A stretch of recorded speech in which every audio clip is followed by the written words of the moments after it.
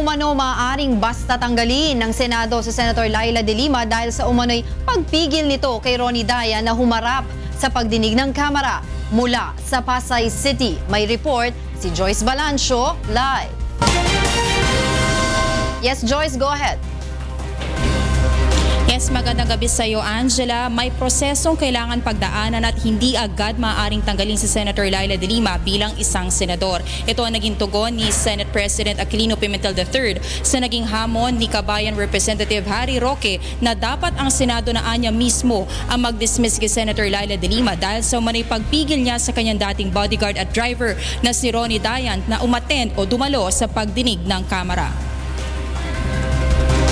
Kailangan muna magsagawa ng mini-trial ang House of Representatives upang talakayin kung may sapat na basihan ba para i-cite for contempt si Senator Laila De Lima. Ayon kay Senate President Aquilino Pimentel III, premature pa ang hamon ni Representative Harry Roque gayong wala pang due process sa Kamara. Dapat anya ay madetermina muna ng Kamara kung may pagkakamali ba ang senador at saka sila magsumite ng rekomendasyon sa Senado. Maaari anya idaan ito sa pamamagitan ng isang ethics complaint at ang pag-contempt kay De Lima na siya naman tatanggapin ng Senate Ethics Committee. Sunod itong titignan ng komite kung may jurisdiction sila sa proseso ng reklamo at upang maglabas na rin ng rekomendasyon matapos ito. Pakinggan natin ang bahagi ng pahayag ni Senator Pimentel na siyang sagot niya sa hamon ni Representative Harry Roque. We are still in this situation.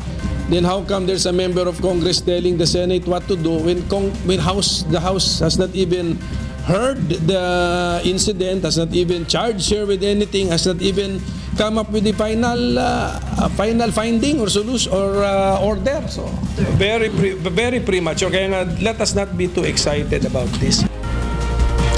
Angela, ayon kay Senate President Aquilino Pimentel III ay hindi naapektuhan ng kredibilidad ng Senado bilang institusyon. Itong kaliwat ka ng aligasyon na ipinupukol kay Senator Laila De Lima. Aniya, 24 silang senador na may kanya-kanya mga buhay at hindi kasalanan ng Senado kung anuman ang gawain o aksyon ng isang miyembro nito. Angela? Maraming salamat sa iyo, Joyce Balancio, live na nag-ulat mula sa Senado.